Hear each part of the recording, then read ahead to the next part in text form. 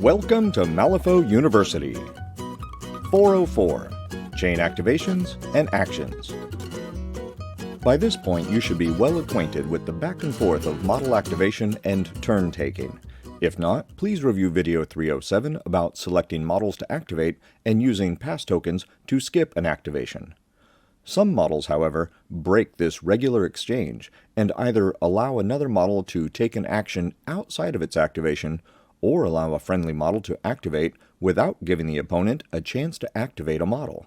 This video will address these chain activations and chain actions, whether they come from abilities or actions and triggers.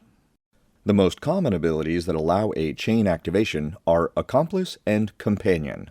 Accomplice is found on every effigy model, a few totems, and a handful of other models. Companion is less common, found on a few totems and just a couple of other models. They work the same, but the difference is which way they go. Accomplice says, after this model ends its activation, a friendly model within 6 inches that has not activated this turn may discard a card or a pass token to do so.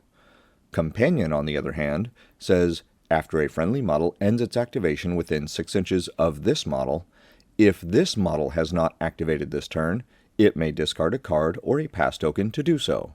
Both require a friendly model to be within 6 inches, and it doesn't matter if the two models share a keyword, they just need to be considered friendly to one another, which usually means in the same crew. Accomplice lets the other model activate, and Companion lets this model activate, but neither lets that model take an extra activation if it has already activated once this turn. Take note that it is not the player, but the model that is going to take the chain activation that must discard a card or pass token.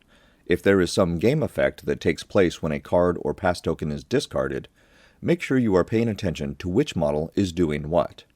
Naturally, if you have no cards in hand, your only option is to discard a pass token, and if you have no pass tokens, you must discard a card.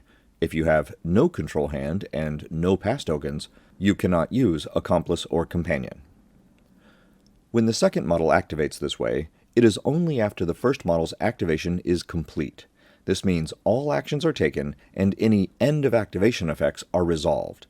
If a Union Miner with the Companion ability were hired out of keyword into a Performer crew with Cassandra Felton, and she ended her activation within 6 inches of the miner, she would need to resolve her Changing Plans ability, opting to move a friendly ski marker or not, before the Union Miner used its Companion ability and discarded a card or pass token to immediately take its activation.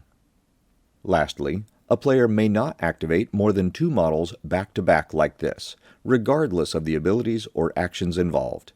If you have an M&SU crew with Tony's Totem, Mouse, and the Arcane Effigy, both with Accomplice, and 3 Union Miners, each with Companion, you cannot have a 5-model activation chain. You may activate one, and then use Accomplice or Companion to activate another, but then it's your opponent's turn. You're done. Short of a full activation, several models have ways of giving a free action to themselves or other models that doesn't count against their action limits. Perhaps the most popular of these abilities is Aporel, common to the family keyword models.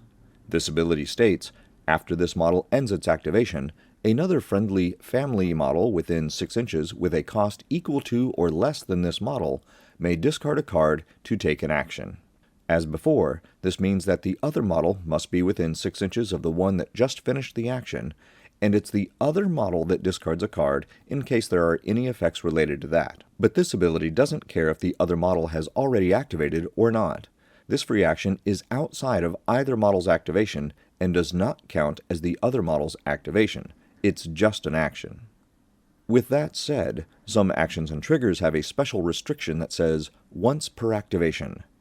These game effects cannot be declared with these free actions, since they typically occur after one model has ended its activation and before another has begun its activation. You can see this on the Family Values trigger on Francisco Ortega's Balanced Sword attack. If Perdita ends her activation and uses Aporel to give Francisco a free action, he can use his sword, but cannot declare this trigger from a tome since his attack is happening between activations. Similarly, the Flurry ability is found on many models' cards. This ability is limited to once per turn and can be used only during the model's activation. It says, after this model resolves a melee attack action during its activation, it may discard a card to take that action again. If Francisco used his balanced sword due to Perdita's Apparel ability, he could not use his Flurry ability to swing his sword again because this free action is outside of his activation. So, during Francisco's activation, he can use his balanced sword as one action, discard a card with Flurry to use it again on the same target or a different one, and then still has one more action and a bonus action available to him. If he were to use his balanced sword once, and then use his custom Peacebringer, a projectile attack, Francisco's Flurry ability would not be of use to him, since it must be used after he resolves a melee attack, not just after any attack. Lastly, there are some triggers that allow a model to take a free action. Sudden Strike is one, and it says, this model may take a melee attack action. On Tony Ironsides, that's her Brass Knuckles action.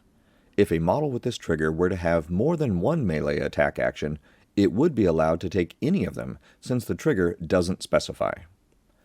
Swift Action is another that says, take this action again, and the free action can target any legal target, but it must be the same action that had this trigger.